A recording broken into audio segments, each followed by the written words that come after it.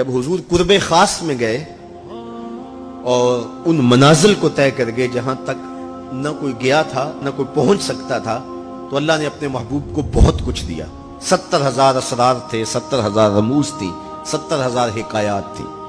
محبوب کی جھولی میں بہت کچھ ڈالا اور ڈال کر کے کہا بما اشرفک یا احمد،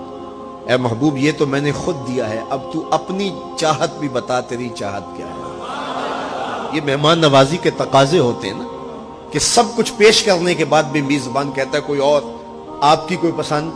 تو یہ میزبانی کے تقاضے ہوتے ہیں۔ تو سب کچھ دینے کے باوجود جھولی میں ہر چیز ڈال دینے کے بعد کہا بما اشرفک یا احمد، پیارے بتائیے آپ کو کیا دیا جائے۔ اب پھر حضور کی ڈیمانڈ دیکھیے، حضور نے مانگا کیا۔ کسی شخص کو دیکھنا ہو کہ وہ کہاں کھڑا ہے، اس کو آپ اختیار دے دیجئے گا، پھر پتہ چل جائے گا وہ کتنے پانی میں۔ آپ مجھ سے پوچھتے ہیں کہ مانگیے کیا مانگتے ہو، تو میں کہوں مجھے پانی دو تو آپ سمجھیں گے پیاسا ہے، میں کہوں کھانا دو آپ سمجھیں گے بھوکا ہے، میں کہوں گا میرے نام کے نعرے لگاؤ آپ کہیں گے شہرت کا متلاشی ہے،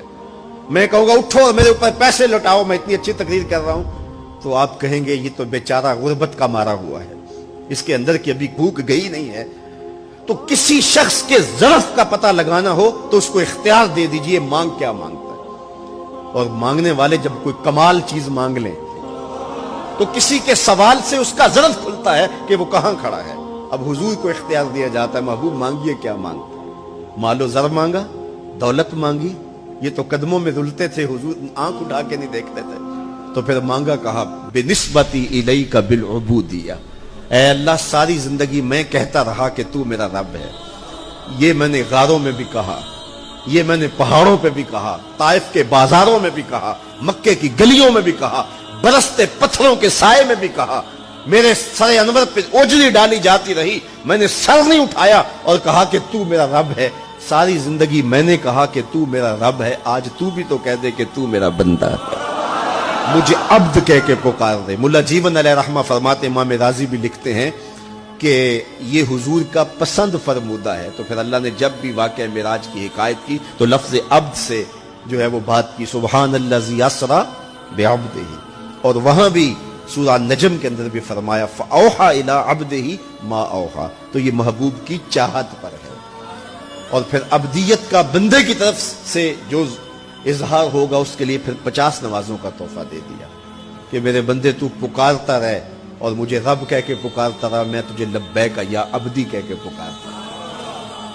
اور وہ 50 نمازیں پھر 5 نمازوں کی صورت کے اندر باقی رہیں۔ اللہ کی باتیں بدلتی نہیں ہیں، جو ایک نیکی کرے 10 کا ثواب ملتا ہے، پڑھو گے 5 ثواب 50 کا ہی ملے گا، اس لیے کہ اس کی باتیں تبدیل نہیں ہوتی۔ اور یہ تحفہ ہے۔ حضرت موسیٰ نے تو عرض کیا تھا کہ ایک بار اور جائیے، لیکن میرے حضور نے کہا تھا مجھے اپنے رب سے حیا آتی ہے۔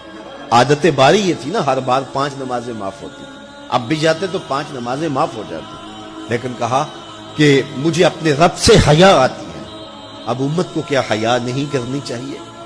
کہ 5 نمازیں امت کے لیے رہ گئی، ثواب 50 کا ہی ملے گا، اور معراج کا خاص تحفہ لے کر آئے اور کہا کہ صلاۃ و معراج المومنین، یہ مومن کا معراج ہے،